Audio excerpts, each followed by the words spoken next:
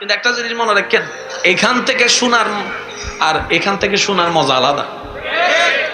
আমি মাঝে মধ্যে যদি সময় সুযোগ থাকে, কোনো মাহফিলের পাশ দিয়ে যদি যাই, আমার যদি সুযোগ থাকে, আমি মুখ বাইন্দা শ্রোতা হইয়া নাইমা যাই। মনে করেন একটা মাহফিল হইতেছে, আমি এদিকে যাইতেছি, আমার সময় আছে, সব সুযোগ আছে, আমি গাড়িটা দূরে রাখা সুন্দর করে মুখ বাইন্দা ওই কর্নারে দাঁড়ায় দাঁড়িয়ে ওয়াজ শুনি। আমার ভালো লাগে, খুব ভালো লাগে। আপনারা যেই প্রশান্তিটা পাচ্ছেন, এটা স্টেজের মানুষের চাইতে আরো বেশি। এখানে অনেক চেয়ারওয়ালা মানুষ আছেন যারা এখানে বসে আছেন মাটিতে। কিরে ভাই, আপনি তো চেয়ারের মানুষ, মাটিতে কেন? বলে যে আমার আল্লাহ এবং রসুলের কথা শুনতে এসেছি। আর একটু জোরে বলেন, ঠিক কিনা? তো কেন? বলে যে রব এবং রসুলের সামনে যে নিজেকে যত বিলীন করে, আল্লাহ তাকে তত ইজ্জতওয়ালা করে, ইজ্জতওয়ালা করে। সুবহান। আর একটু জোরে বলতে হবে সুবহানাল্লাহ। এবার আমার যুবক ভাই, অঙ্কটা একটু মিলাবেন। আমরা করেছি দুনিয়ার জন্য, টোটাল হিসাব ভাইয়া বলেন না, টোটাল হিসাব যদি করতাম রবের জন্য, প্রত্যেকটা জায়গায় জায়গায় হিরু। এবার আপনি যদি ডাইরেক্ট রবের দিকে মনোযোগ দেন, তাহলে সংসার করতে বলেন না, সংসার করতে পারবেন না। সংসার করতে, বাবার দায়িত্ব পালন করতে, স্বামীর দায়িত্ব পালন করতে, একটু জোরে বলতে হবে, সন্তানের দায়িত্ব পালন করতে, শিক্ষকের দায়িত্ব পালন করতে, ড্রাইভারের দায়িত্ব পালন করতে। তো সব ড্রাইভার যদি আল্লাহর দিকে চলে যায়, গাড়ি চালাবে কে? সবাই যদি জঙ্গলে চলে যায়, ডাক্তার হবে কে? ভাই আর একটু জোরে বলেন না। জামাই যদি চলে যায় জঙ্গলে, বউ যদি চলে যায় পাহাড়ে, সন্তান হইব কেমনে? লাগছে না একটা বেজাল? এবার বান্দা যখন বুঝতে পারছে না, কিরে করবো তো করবো কি, এইদিকে ধরলে এটা হারাই, এদিকে ধরলে এটা হারাই, সমাধান তো একটা দরকার। আল্লাহ পাক বলে, তোমাদের জন্য আমি সমাধান পাঠাই দিলাম নবী রাহমাতুল লিল আলামিন। আমি আবার বলছি ভাইয়া, ভাইয়া আমার গলা কিন্তু প্রচুর টানতেছে, কথা বলতে কষ্ট হচ্ছে।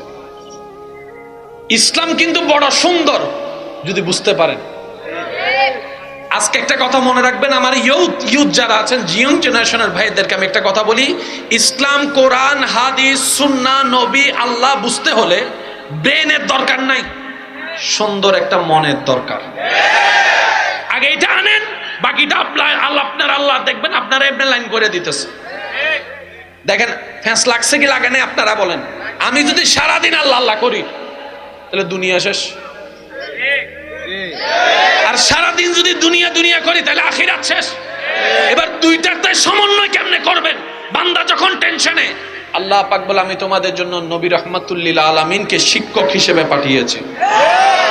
নবী হাদিসের মধ্যে বলেন, বুইস্তু মুআল্লিমান, ও আমার উম্মত, আমার আল্লাহ আমাকে তোমাদের জন্য শিক্ষক বানিয়ে পাঠিয়েছেন। সুবহানাল্লাহ। এবার আমাদের দুই জগতের, দুনিয়া এবং আখিরাতের মাঝখানে কি করতে হবে? ব্যালেন্স করতে হবে। একটু বলেন না, কি করতে হবে ভাই? একটু জোরে খেয়াল করবেন। এটাকে বলা হয় ব্যালেন্স। এটা ব্যালেন্স নয়, এটা ব্যালেন্স নয়, ব্যালেন্স এটা সমান্তরাল। আপনাদের এখানে আছে কিনা আমি জানি না, অনেকেই বিয়ে করার পরে জামিলাই ফিরে যায়, মার পক্ষে যাবো না বউর পক্ষে যাবো, মার পক্ষে যাবো না বউর পক্ষে যাবো, মার পক্ষে যাবো না বউর পক্ষে যাবো। পৃথিবীর কোন স্কুল এটার সমাধান? জোরে বলেন না, সমাধান। এই পৃথিবীর কোন পত্রিকায় এটার কোন সমাধান? পৃথিবীর কোন বই এটার কোন সমাধান? যার কারণে আমরা সংসারের মধ্যে জামিলা ফিরে যাই। বউয়ের পক্ষে নিলে মা যাইয়া খালারা কয়, আমার ফোলা তো আমার থেকে ডাইনিটা লইয়া গেছে গা। এবার সত্যি করে এখন তো ডাইনিটারে আনছে কেডা? ডাইনিটারে আনছে কেডা? এখন ফোলা কয় আমি কোন দিকে যাইতাম। পৃথিবীর কোথাও সমাধান নাই, ইসলাম এমন একটা জীবন বিধান, এখানে এটার সমাধান আছে। বলেন সুবহানাল্লাহ। আমাদের দোষটা কোথায় জানেন? আমি একটা কথা বলি ভাইয়া, সময় খুব সংক্ষিপ্ত। আমাদের এখানে জামাই কারে বলে? তিনটা কবুল করে লাইছে, জামাই হয়ে গেছে। তিনটা কবুল করে লাইছে, বউ হয়ে গেছে। কিন্তু জামাই জানে না জামাইয়ের হক কি, বউয়ে জানে না বউয়ের হক কি।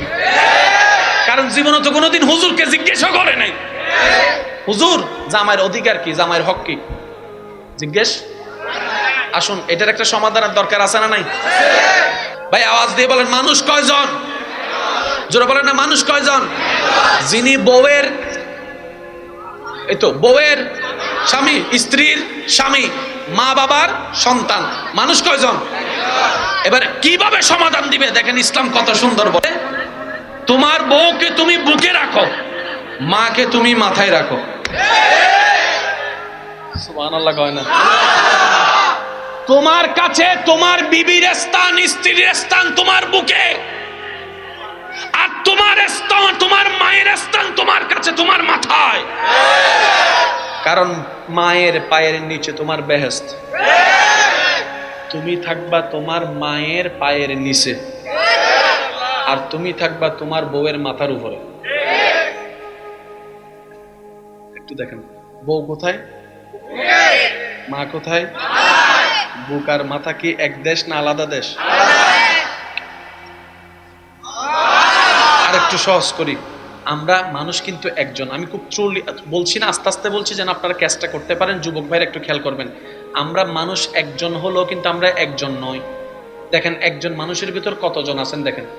এ একজন সন্তানের বাবা, এক পরিচয়, স্ত্রীর স্বামী, মা বাবার সন্তান, ছোট ভাইয়ের বড় ভাই, বন্ধুর বন্ধু, ছাত্রের শিক্ষক। দেখতেছেন একজন মানুষের ভিতর কয়টা ক্যারেক্টার দেখেন আপনারা।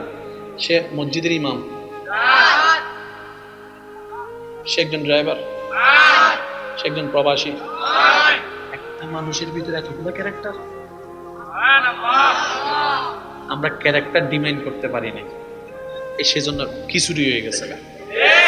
এবার বউয়ের সামনে আর জামাইয়ের সামনে, মার সামনে কোন আওয়াজটা মায়ের সামনে, কোন আওয়াজটা বউয়ের সামনে, আপনারা শুনে একটু কইবেন। ভালো আছেন? আমি কিন্তু বলি না, আপনারা বলছেন এটা কি? ভালো আছো? দুইটা কিন্তু একরকম নয়, শব্দ একই, স্টাইল ভিন্ন। ভালো আছেন? পার্থক্য দেখতেছেন? আপনি যখন বড়র কাছে যাবেন, ভাইয়া কেমন আছেন, আপনি একই মানুষ যখন ছোট ভাই, ইরে পড়তে বসস নাই, এই যে সেকেন্ডে সেকেন্ড আপনার ভিতর ক্যারেক্টার চেঞ্জ হচ্ছে। মনে রাখবেন, আল্লাহ প্রত্যেকটা বান্দাকে এই পৃথিবীতে টিকে থাকার সম্পূর্ণ ক্ষমতা দিয়ে আল্লাহ পাঠিয়ে দিয়েছেন। আমরা তো শিকার চেষ্টা করি নাই। বউ কোথায়? যখন বউ কোথায়? মা কোথায়? আপনি থাকবেন মায়ের পায়ের, আর বউ আপনাকে রাখবে বউয়ের মাথার। সুবহানাল্লাহ কইতেন না? আর একটু জোরে কোন কইতেন না? আজকে যারা বিয়ে করছেন, আমি আপনাদেরকে একটা কথা কই, রাখবেন নি? রাখবেন নি? আজকে ঘরে যাইয়া আমার বোনটা কই আছে দেখবেন, বউরে কইবেন এদিকে আয়, তুমি জীবনে অনেক কষ্ট করছো আমার জন্য, আমি কখনো তোমাকে ধন্যবাদ দিতে জানি নাই, পারি নাই, সময় পাই নাই, বুঝি নাই, আয়ো আমার বুকে। আর একটু জোরে বলেন না। আমার কথাটা আপনি রাখেন, একটা মিনিট চাচ্ছি আমি আমার বোনের ভাই হিসাবে আপনার কাছে, ও দুলা ভাই আপনার কাছে। আমি যেহেতু বোনের ভাই, তাহলে আপনি আমার দুলা ভাই না? তো বোনের পক্ষ এক, আপনি শুধু একটা মিনিট নয়, 30টা সেকেন্ড আমার বোনকে আপনার বুকে মাথা রাখার সুযোগ দেন। আপনি দেখবেন 30 সেকেন্ড পরে চোখ থেকে টপ টপ করে পানি পড়া শুরু হয়েছে, চোখ থেকে টপ টপ করে পানি পড়া শুরু হয়েছে। আপনি তার চেহারার মধ্যে দেখবেন এমন একটা প্রশান্তি, সে যেন জান্নাতে শুয়ে আছে। করে দেখেন, বুক থেকে মাথা তোলার পর আপনি তারে জিজ্ঞেস করবেন, বউ আমার তেমন সামর্থ্য নাই, মমতাজের জন্য তো শাহজাহান তাজমহল বানাইছে, ভাইয়া যাদের টাকা আছে তাদের তো বউ লইয়া তো প্যারিসে চলে যাচ্ছে, আমার তো কিছু নাই।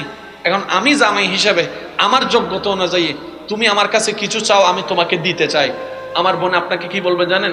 কিচ্ছু চাই না, আপনি শুধু আমাকে একটু মায়া করলে যথেষ্ট, মাথায় হাত বুলে দিলে যথেষ্ট। ওইটা দেখেন আজকে যান। এবার আপনি করছেন এটা কি আখিরাতের না দুনিয়ার? সংসার কই? ওই আপনারা মনে করছেন আমি অন্যদিকে চলে গেছি, না, আমি এখনো লাভ লোকসানে আছি। আমি এখনো দুনিয়া এবং আখেরাতের ব্যালেন্সে আছি, কথা বলেন ঠিক কিনা? তাহলে আমাদের দুনিয়াও লাগবে, আখেরাতও লাগবে। এবার সংসার কোথায় ভাই, জোরে বলেন, সংসার কোথায়? মা বাবা সম্পর্ক, ব্যবসা, চাকরি, খাবার দাবার, বাজার, বিদেশ, সংসার, সম্পর্ক, সব দুনিয়ায়। যেখানে আমরা চিরদিন থাকবো, চিরদিন থাকবো কোথায়? আখিরাতে। এবার ব্যালেন্সটা কিভাবে আল্লাহ কত সুন্দর ব্যালেন্স করে দিয়েছেন একটু দেখেন।